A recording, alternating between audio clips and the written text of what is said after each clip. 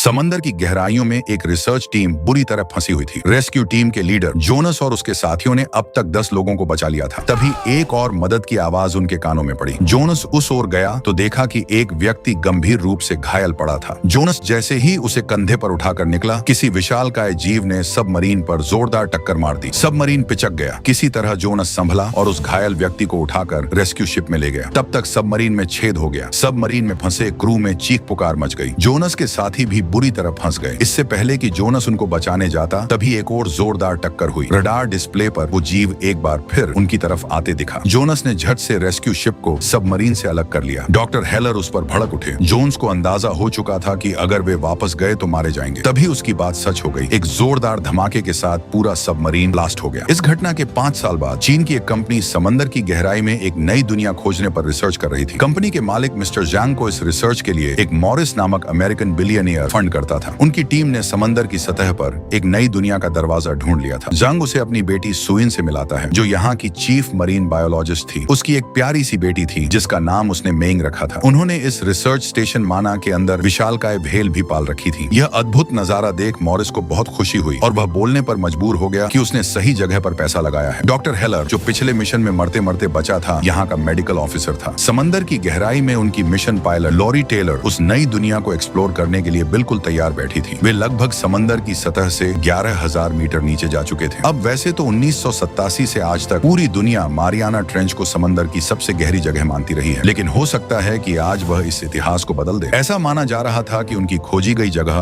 बर्फ नहीं बल्कि हाइड्रोजन सल्फाइड की लेयर हो सकती है। इसी बातचीत के दौरान लॉरी वहां पहुंच गई। उसके साथी टोशी और वॉल दोनों काफी उत्साहित नजर आ रहे थे। मैनेजिंग रिसर्चर मैक का आदेश मिलते ही वे बादल जैसी दिखने वाली लेयर के अंदर प्रवेश कर गए। उनका अनुमान बिल्कुल सही साबित हुआ। उन बादलों के नीचे अंधेरे में छिपी एक अनजानी दुनिया थी, एक ऐसा रहस्यमयी अंडर वाटर इकोसिस्टम जहां जीवन के नियम अलग थे। रिसर्च सेंटर में खुशी की लहर दौड़ गई। इस खोज से वे अंधा पैसा कमा सकते थे। जैसे ही वॉल ने लाइटें जलाईं, अंदर के जीवों को देखकर सबकी आंखें फटी की फटी रह गईं। उन्होंने तुरंत जांच पड़ताल के लिए रोवर नीचे उतारा, लेकिन कुछ ही दूर जाते ही किसी रहस्यमयी जीव ने रोवर को ऐसी टक्कर मारी कि उसका पूरा सिस्टम ही हैंग हो गया। खतरे को भांपते हुए माना की लीड इंजीनियर जैक्स ने तुरंत वहां से पीछे हटने का आदेश दिया। वे पीछे तो हट गए, लेकिन वह जीव हाथ धोकर उनके पीछे पड़ गया। तभी उन्हें अपना वह रोवर दिखा जिसे उस जीव ने तहस नहस कर दिया था। यह साफ था कि अब उनकी बारी थी। अगले ही पल उस जीव ने उनकी सबमरीन पर ताबड़तोड़ हमले शुरू कर दिए। स्थिति बेहद तनावपूर्ण हो गई। रिसर्च स्टेशन के अंदर मायूसी छा गई, क्योंकि वे बेबस होकर केवल उनकी चीखें ही सुन सकते थे। फिर अचानक सबमरीन से संपर्क पूरी तरह टूट गया। मैनेजिंग रिसर्चर मैक ने तुरंत इमरजेंसी मीटिंग बुलाई। डॉक्टर के मुताबिक फंसे हुए लोगों के पास केवल 18 घंटे की ऑक्सीजन बची थी। सबसे बड़ी चुनौती यह थी कि इतने कम समय में उन्हें बचाया कैसे जाए, जबकि टीम 6 मील गहरे पानी में फंसी थी। आज तक कोई भी इतनी गहराई में रेस्क्यू मिशन पर नहीं गया था। तभी मैक ने जोनस और उसके 2 साथियों का नाम लिया। यह सुनते ही डॉक्टर हेलर भड़क उठे और बोले, उसका नाम भी मत लेना। वह पियक्कड़ थाईलैंड की गलियों में शराब पीकर पड़ा रहता है। उसने पहले भी अपने साथियों के साथ डॉक्टर हेलर के 8 क्रू मेंबर को मरने के लिए छोड़ दिया था। हेलर उसे कातिल मानते थे, लेकिन कड़वी सच्चाई यह भी थी कि पिछली बार जोनस ने ही डॉक्टर और उनके 10 साथियों की जान बचाई थी। केवल वही ऐसा शख्स था जिसमें इतनी गहराई में जाने का जिगरा था। बिना वक्त बर्बाद किए जांग और मैक हेलीकॉप्टर से थाईलैंड के लिए रवाना हो गए। दूसरी तरफ थाईलैंड के एक बीच बार में जोनस सचमुच एक पियक्कड़ की तरह पड़ा हुआ। उसके पास एक पुरानी कबाड़ बोट थी जिसे किराए पर चलाकर वह अपना गुजारा करता था। बोट की हालत इतनी खस्ता थी कि किराएदार उसे आए दिन गालियां देते और कहते, अगर तुमने यह नाव ठीक नहीं करवाई तो एक दिन हम सब डूब मरेंगे। लेकिन जोनस इन बातों को एक कान से सुनकर दूसरे से निकाल देता था। उसकी जिंदगी जैसे तैसे मस्त कट रही थी। तभी उसे बाजार के किनारे एक हेलीकॉप्टर दिखा। जोन्स को समझते देर नहीं लगी कि वे लोग उसी की तलाश में आए हैं। मैक और जोनस पुराने साथी थे और एक दूसरे को अच्छी तरह जानते थे, लेकिन डॉक्टर झांग से उसकी यह पहली मुलाकात थी। इससे पहले कि वे दोनों अपनी समस्या बताते, जोनस ने किसी भी तरह के काम के लिए साफ मना कर दिया। तभी मैक ने उसे आज सुबह हुई घटना की वह रिकॉर्डिंग सुनाई, जिसमें लॉरी चिल्ला चिल्ला कर कह रही थी, यहाँ नीचे कोई विशालकाय जीव है। जोनस सही था। वह आवाज जोन्स की पूर्व पत्नी लॉरी की थी, जो अपने क्रू के साथ समुद्र की सतह से 11,000 मीटर नीचे फंसी हुई थी। जंग उन्हें बचाने में बेबस था, क्योंकि उसके पास इतनी गहराई में उतरने वाले गोताखोर नहीं थे। अपनी पत्नी की जान खतरे में देख आखिरकार जोन्स का दिल पिघल गया। इधर समंदर की गहराई में सबमरीन एक घायल पक्षी की तरह तल पर पड़ी थी। अंदर धीरे धीरे ठंड बढ़ती जा रही थी। हीटर को फिर से चालू करने के लिए वॉल घंटों से पावर सोर्स ठीक करने की जद्दोजहद में लगा हुआ था। आखिरकार उसकी मेहनत रंग लाई और पावर वापस आ गई। हीटर और कंप्यूटर दोनों चालू हो गए, लेकिन सबमरीन अब भी चलने की स्थिति में नहीं थी। अब उनकी आखिरी उम्मीद बैलास्ट टैंक्स पर टिकी थी। अगर वे किसी तरह ठीक हो जाते तो सब सबमरीन संतुलित होकर अपने आप ही ऊपर की ओर उठने लगती। दूसरी तरफ तोशी इस सन्नाटे में अपनी पत्नी और बच्चों के नाम आखिरी खत लिखने में मशगूल था। उसे डर था कि अगर वे यहाँ से जिंदा नहीं निकले तो कम से कम यह चिट्ठी उसके परिवार तक पहुँच जाए। वॉल उसे दिलासा देते हुए कहता है, हिम्मत मत हार दोस्त, ऐसा कुछ नहीं होगा, हम इस मुश्किल से सुरक्षित बाहर जरूर निकलेंगे। लेकिन जैसे ही उन्होंने मेन लाइट चालू की, वह विशालकाय जीव दोबारा सबमरीन पर टूट पड़ा। उस भयानक झटके के कारण एक स्क्रू ड्राइवर सीधा लॉरी के पेट में जा घुसा। दर्द से कराहते हुए उसने तुरंत सभी लाइटें बंद करने का आदेश दिया। दूसरी तरफ जैक्स को सबमरीन के और ज्यादा डैमेज होने की खबर मिल चुकी थी। इस ताजा हमले की वजह से उनका ऑक्सीजन टैंक लीक होने लगा था। अब उनके पास केवल 2 या 3 घंटे का ही समय बचा था। ये सुनते ही जांग की बेटी सुइन ने तुरंत अंदर जाने का फैसला किया। उसकी योजना थी कि वह एक ग्लाइडर लेकर नीचे जाएगी और सबमरीन को उससे बांधकर ऊपर खींच लाएगी। स्टेशन पर मौजूद कोई भी उसकी बात काटने की हिम्मत नहीं कर सका, क्योंकि मैक और जांग की गैर मौजूदगी में वही इंचार्ज थी। नीचे जाने से पहले सुइन अपनी बेटी से मिली, क्योंकि मन में कहीं न कहीं यह डर था कि शायद ये उनकी आखिरी मुलाकात हो। उसके ग्लाइडर लेकर पानी में उतरने के कुछ ही देर बाद जोन्स वहां पहुंच गया। तभी जेंग को पता चला कि उनकी बेटी अकेले ही टीम को बचाने निकल चुकी है। चिंता और बढ़ गई। जोन्स की तुरंत मेडिकल जांच की गई और उसे रेस्क्यू सबमरीन में भेज दिया गया। जैसे ही जोन्स गहराई में उतरना शुरू किया, उसकी रफ्तार देख डॉक्टर झांग हैरान रह गए। असल में जोन्स ने खुद को गर्म और जिंदा रखने वाले लाइफ सपोर्ट सिस्टम की पावर को काटकर उसे मोटर में डाइवर्ट कर दिया था। अत्यधिक दबाव और ठंड के कारण उसका ब्लड प्रेशर लगातार गिर रहा था। डॉक्टर हेलर को डर था कि वह किसी भी पल बेहोश हो सकता है, लेकिन जोन्स ने 2 टुक कह दिया कि वह अपनी स्पीड कम नहीं करेगा। इधर सुइन सफलतापूर्वक हाइड्रोजन सल्फाइड की परत को पार कर चुकी थी। मैक ने उसे रेडियो पर बताया कि एक प्रोफेशनल रेस्क्यू सबमरीन निकल चुकी है और उसे अब जोखिम लेने की जरूरत नहीं है। लेकिन सुइन ने भी पीछे हटने से साफ मना कर दिया। अब तक लोरी के जख्म की मरहम पट्टी की जा चुकी थी। इस बीच उन्होंने सिग्नल भेजने के उपकरणों के अलावा सब कुछ बंद कर दिया था। यही वजह थी कि सुइन ने उनके सिग्नल का पीछा करते हुए उन्हें जल्द ही ढूंढ लिया। वह उनके और करीब पहुंची ताकि मैग्नेटिक हुक फायर करके सबमरीन को टो कर सके। लेकिन हुक फायर करने से ठीक पहले उस रहस्यमयी जीव ने ग्लाइडर को जोरदार टक्कर मारी। इससे पहले कि सुइन कुछ समझ पाती, एक विशालकाय ऑक्टोपस ने उसके ग्लाइडर को चारों तरफ से जकड़ लिया। उसके भयानक दबाव से ग्लाइडर के टूटने जैसी स्थिति हो गई। सिस्टम लगातार वार्निंग देने लगा। वे सब बेबस थे और चाहकर भी कुछ नहीं कर पा रहे। तभी अचानक वह ऑक्टोपस किसी अनजाने डर से ग्लाइडर को छोड़कर भाग खड़ा हुआ और तभी पहली बार वह विशालकाय जीव सामने आया। उस अंधेरी दुनिया के कोने में छिपा अब तक का सबसे खूंखार शिकारी मेगलोडॉन। प्राचीन काल की एक ऐसी विशालकाय शार्क जो लाखों साल पहले समुद्र पर राज करती थी। पूरी दुनिया मानती थी कि यह प्रजाति विलुप्त हो चुकी है, लेकिन आज इतिहास बदलने वाला था। चूंकि वे जीव रोशनी की ओर आकर्षित होते थे, इसलिए जोनस ने स्वयं से संपर्क साधने के अलावा बाकी सभी सिस्टम तुरंत बंद करने को कहा। लेकिन स्वयं का सिस्टम पूरी तरह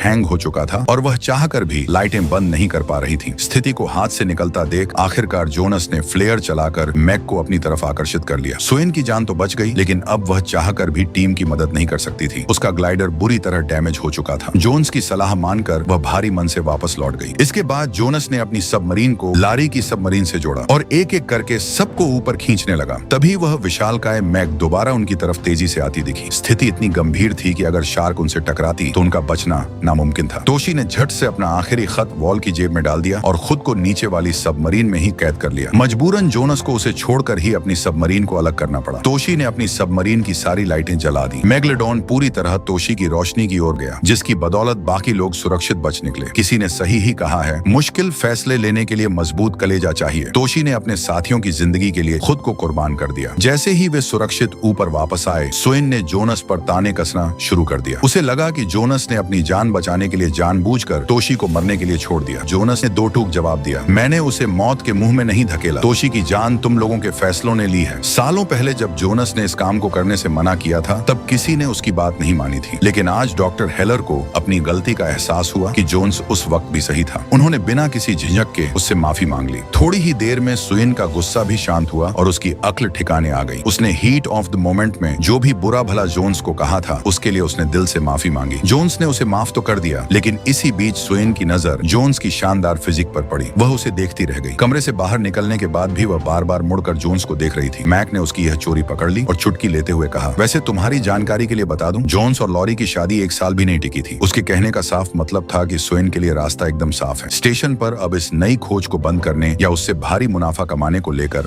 बहस छिड़ गई। जोनस ने 2 टुक शब्दों में चेतावनी दी, अगर दोबारा कोई उस गहराई में जाने की बेवकूफी करेगा तो मुझे बचाने के लिए मत बुलाना। दूसरी तरफ छोटी मेइंग अकेले खेल रही थी। तभी उसकी नजर कांच के बाहर उस विशालकाय मैक पर पड़ी। शिकारी शार्क ने बिना वक्त गंवाए उसे निगलने के लिए हमला कर दिया। दिया। डर के मारे मेइंग की चीख निकल गई। शार्क की जोरदार टक्कर से पूरा स्टेशन डगमगा गया। चीख सुनकर जब सभी लोग भागकर उस ओर पहुंचे तो नजारा देख दंग रह गए। मजबूत शीशे की दीवार पर मेगलोडोन के विशालकाय दांतों के निशान साफ दिखाई दे रहे थे। वह दैत्य अब उनके दरवाजे तक पहुंच चुका था। अगले ही पल उस दैत्य ने एक विशाल भेल का शिकार कर लिया। खतरे को देखते हुए इंजीनियरों ने तुरंत स्टेशन की बाहरी लाइटें बंद कर दी। किसी को समझ नहीं आ रहा था कि आखिर मैग उस बर्फीली ठंडी परत को पार करके ऊपर कैसे आ गई। जैक ने डेटा चेक किया तो एक चौंकाने वाली बात सामने आई। जब जोनस की सबमरीन उस ठंडी परत से बाहर निकल रही थी तो घर्षण और इंजन की गर्मी के कारण उस रास्ते का तापमान कुछ देर के लिए 25 डिग्री तक बढ़ गया था। उसी गर्म पानी के गलियारे का पीछा करते हुए वह मैग ऊपर आ गई। राहत की बात बस इतनी थी कि वह रास्ता अब दोबारा अपने सामान्य तापमान पर लौट चुका था, जिसका मतलब था कि अब नीचे से कोई और विशालकाय जीव ऊपर नहीं आ सकता। अब सबसे बड़ी चुनौती यह थी कि उस एक मेघा को कैसे रोका जाए। तभी यहाँ से 20 मील दूर एक नाव के हताहत होने की खबर मिली। अगले ही पल एक एक करके 3 नावें तबाह हो गईं। मानव वन की टीम तुरंत उसे रोकने के लिए निकल पड़ी। जल्द ही उन्हें मछुआरों की एक तहस नहस हो चुकी नाव मिली। जो शिकारी मछली का शिकार करने आए थे वे खुद मेघ का खुराक बन चुके थे। वह खूंखार शार्क अब भी कुछ ही दूरी पर मंडरा रही थी। टीम के पास शार्क केज और स्पीयर गन तो थी जिससे वे मेगालोडन के मुंह में झर इंजेक्ट कर सकते थे, लेकिन केज को तैयार करने में कम से कम 20 मिनट का समय लगना था। तब तक शार्क उनकी पहुंच से दूर जा सकती थी। मॉरिस ने सुझाव दिया कि वे शार्क की पूंछ में ट्रैकर लगाकर उसे ट्रैक कर सकते हैं। मुश्किल यह थी कि राइफल की मारक क्षमता सिर्फ 100 मीटर थी। अगर वे अपनी नाव लेकर उसके ज्यादा करीब जाते तो वह भी बाकी नावों की तरह तबाह हो सकती थी। एकमात्र रास्ता यह था कि किसी को पानी में उतरकर उसके करीब जाना होगा, लेकिन इतना बड़ा जोखिम लेने के लिए कोई भी राजी नहीं हो रहा था। मुझे तैरना नहीं आता। आखिरकार जोनस अपनी कमर में इलेक्ट्रिक विंच की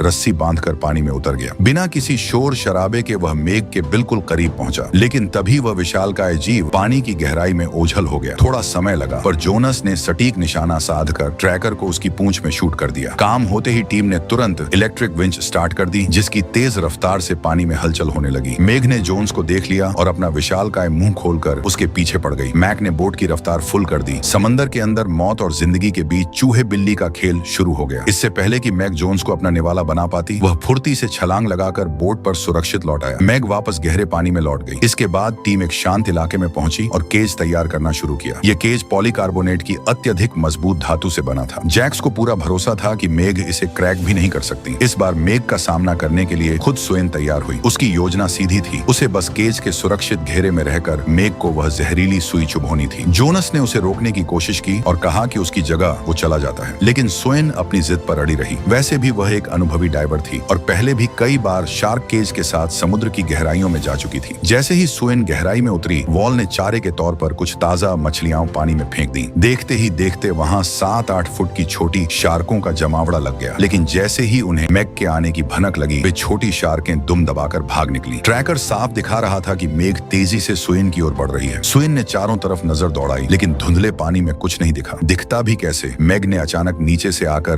केज को जोरदार टक्कर मारी। राहत की बात यह थी कि केज को कोई नुकसान नहीं पहुंचा। स्वयं ने खुद को संभाला और जैसे ही मेगालोडन की आंख पर निशाना साधा, वह फुर्ती से ओझल हो गई। वह विशालकाय शार्क दोबारा घूम कर आई और इस बार उसने पूरे केज को अपने जबड़ों में जकड़ लिया। वह इतनी शक्तिशाली थी कि केज के साथ साथ पूरी बोट को ही खींचने लगी। उसके प्रचंड दबाव से क्रेन मुड़कर डेक पर गिर पड़ी, जिससे वहां मौजूद लोग बाल बाल बचे। इसी घमाघमी के बीच स्वयं मेघ को जहर का इंजेक्शन देने में कामयाब रही, लेकिन सुई चुभते ही मेघ आपे से बाहर हो गई और गुस्से में पूरे केज को ही निगलने की कोशिश करने लगी। स्वयं अब उस केज के अंदर बुरी तरह फंस चुकी थी और बाहर निकलने का कोई रास्ता नहीं था। जोन्स उसे बचाने के लिए पानी में कूद पड़ा। इससे पहले कि वह वायर पकड़कर स्वयं तक पहुंचता, मेघ पागलों की तरह गोल गोल घूमने लगी। बोट का संतुलन पूरी तरह बिगड़ा और जैक्स क्रेन से टकराकर सीधे पानी में जा गिरी। अब मेघ ने केज को छोड़ दिया और जैक्स को अपना निवाला बनाने के लिए उसकी ओर बढ़ी। इससे पहले कि वह उसे दबोच पाती, मॉरिस ने फुर्ती दिखाते हुए जैक्स को बोट पर वापस खींच लिया। इधर स्वयं का ऑक्सीजन मास्क टूट चुका था। ठीक एन वक्त पर जोनस वहां पहुंचा और केज खोलने की कोशिश करने लगा। इससे पहले कि दरवाजा खुलता, भारी भरकम क्रेन टूटकर पानी में गिर पड़ी। अब खतरा यह था कि वह वजनदार क्रेन केज के साथ स्वयं को भी समुद्र की गहराइयों में ले डूबेगी। टीम ने शार्क का ध्यान भटकाने के लिए दूसरे क्रेन से चारा डाला। इसी बीच जोन्स ने समय रहते केज का लॉक खोलकर स्वयं को बाहर निकाल लिया। तभी वह मेघ चारा निगलकर वापस उनके पीछे पड़ गई। बोट के किनारे खड़ा वॉल पानी की भीषण हलचल से अपना संतुलन खो बैठा और समुद्र में गिर गया। मेग जोन्स और सोएन को निगलने ही वाली थी कि तभी उसका शरीर क्रेन के हुक में बुरी तरह फंस गया। कुछ ही क्षणों में जहर ने अपना पूरा असर दिखाया और वह विशालकाय दैत्य हमेशा के लिए शांत हो गया। उधर सोएन भी ऑक्सीजन के अभाव में बेहोश हो चुकी थी। उसे तुरंत ऊपर लाकर प्राथमिक उपचार दिया गया और उसकी जान बचा ली गई। इस हैरतअंगेज कारनामे के बाद सोएन तो जोन्स की कायल ही हो गई। टीम ने मरी हुई मैग को बोट पर खींच लिया था और सब अपनी जीत का जश्न मना रहे थे। वॉल उस मरे हुए मॉन्स्टर के साथ मजाक मस्ती करते हुए फोटो खिंचवा रहा था। तभी मजाक में उसे शार्क से डराकर पानी में गिरा दिया गया, लेकिन उन्हें अंदाजा भी नहीं था कि यह मजाक कितना भारी पड़ने वाला है। उस मर चुकी शार्क से भी ज्यादा विशालकाय मेगालोडन पानी की सतह को चीरते हुए बाहर निकली और एक झटके में वॉल को जिंदा निगल गई। उसने मरी हुई शार्क पर भी हमला कर दिया। उस दैत्य के भारी भरकम वजन और झटके से उनकी बोट पलट गई। अचानक हुई इस तबाही से सब पानी में गिर गए और अपनी जान बचाने के लिए इधर उधर हाथ पांव मारने लगे। इस आपाधापी में जंग को गहरी अंदरूनी चोटें आईं और वह तैरने में पूरी तरह असमर्थ हो गया। तभी जोनस ने फुर्ती दिखाई, उसे ढूंढ निकाला और सहारा देकर पलटी हुई बोट के ऊपर ले आया। दूसरी तरफ डॉक्टर हेलर और जैक्स लहरों के बहाव के कारण बोट से काफी दूर निकल चुके थे। वह खूंखार शार्क उनके बिल्कुल करीब मंडरा रही थी। जैक्स उम्मीद खो चुकी थी। उसे यकीन था कि बोट तक पहुंचने से पहले ही शार्क उन्हें चीर डालेगी। तभी डॉक्टर हेलर ने एक फैसला लिया। उन्होंने जैक्स को बचाने के लिए शोर मचाकर शार्क को अपनी ओर आकर्षित किया। पलक झपकते ही शार्क उन्हें निगल गई, लेकिन उनके इस बलिदान की बदौलत जैक्स की जान बच गई। मॉरिस ने सैटेलाइट फोन के जरिए मदद तो बुला ली थी, लेकिन बोट अब धीरे धीरे डूबने लगी थी। मैक खतरे को पहले ही भांप चुका था। वह सबसे पहले लाइफ बोट तक पहुंच गया। किसी तरह बाकी बचे हुए लोग लाइफ बोट में सवार होकर वहां से निकलने में कामयाब रहे, लेकिन खूंखार मैग अभी भी उनके पीछे पड़ी थी। उनके और मौत के बीच बस चंद सेकंड का फासला बचा था कि तभी बचाव दल का हेलीकॉप्टर वहां पहुंच गया। उन्होंने शार्क पर ट्रैकर लगाया और उस पर अंधाधुंध फायरिंग शुरू कर दी। हमलों से घबराकर मैग गोता लगाते हुए समंदर की गहराइयों में उछल हो गई। वे लोग रिसर्च स्टेशन के करीब पहुंच ही रहे थे, लेकिन अपनी मंजिल तक पहुंचने से पहले ही जंग ने दम तोड़ दिया। स्टेशन पहुंचते ही मॉरिस ने पूरी घटना की जानकारी चाइनीज गवर्नमेंट को दे दी। अब उस विशालकाय जीव को खत्म करने की पूरी जिम्मेदारी सरकार के कंधों पर थी। यह सब बताकर मॉरिस उसी रात वहां से निकल गया, लेकिन हकीकत कुछ और ही थी। वह माना वन की टीम को चकमा देकर खुद अकेले ही मेघ का शिकार करने निकल पड़ा था। उसके भाड़े के सैनिक उसका साथ दे रहे थे, जो मेघ को बम से उड़ाने की तैयारी में थे। जल्द ही उन्हें पानी में हलचल दिखी और उन्होंने निशाना साधकर बम धमाका कर दिया। उन्हें लगा कि काम तमाम हो गया, लेकिन पास जाने पर पता चला कि उन्होंने गलती से एक भेल को मार गिराया था। असली मेघ वहीं आसपास मंडरा रही थी। उसे देखते ही मॉरिस के डरपोक साथी बोट को पूरी रफ्तार से भगा ले गए। मॉरिस पानी में गिर पड़ा। वह विशालकाय मेघ का निवाला बन गया। अगली सुबह स्टेशन छोड़ने की तैयारी करते हुए मैक ने अपने सारे सूत्रों से बात किया। मैक को जब असलियत का पता चला तो सबके पैरों तले जमीन खिसक गई। चाइनीज गवर्नमेंट को मैक के बारे में कुछ भी पता नहीं था। वे इसे महज एक मजाक समझ रहे थे। अब टीम को समझ आ गया कि इस खोज को गोपनीय रखने के लिए मॉरिस उसे खुद मारना चाहता था, लेकिन उसकी नाकामी और देरी का मतलब था हजारों बेगुनाह लोगों की मौत। मॉरिस से अब कोई संपर्क भी नहीं हो पा रहा था। वक्त की नजाकत को देखते हुए जोनस ने तुरंत टीम बनाई और वे मेघ को खत्म करने के लिए निकल पड़े। ट्रैकर के अनुसार वह खूंखार शार्क सान्या बे की ओर बढ़ रही थी, जहां का बीच हमेशा पर्यटकों से खचाखच भरा रहता है। अनुमान था कि शार्क महज 20 मिनट में वहां पहुंच जाएगी, जबकि टीम का इतनी जल्दी वहां पहुंचना नामुमकिन था। तभी सुइन ने एक मास्टर प्लान बनाया। वे दूर से ही भेल की आवाज निकालकर उसे अपनी ओर आकर्षित करेंगे और फिर उसे कम गहराई वाले इलाके में ले जाकर मौत के घाट उतार देंगे। दूसरी तरफ सन्या बे के बीच पर लोग बेखौफ होकर समंदर का आनंद ले रहे थे। उन्हें अंदाजा भी नहीं था कि मौत उनके कितने करीब है। जैसे ही उस दैत्य ने पहली दस्तक दी, वहां हाहाकार मच गया। देखते ही देखते कई लोग उस खूंखार शिकारी का निवाला बन गए। तबाही और भी भयानक हो सकती थी, लेकिन तभी मेघ को भेल की आवाज सुनाई दी और वह अपना शिकार छोड़कर उसी दिशा में मुड़ गई। सुइन का मास्टर प्लान कामयाब रहा। उन्होंने उस विशालकाय दैत्य को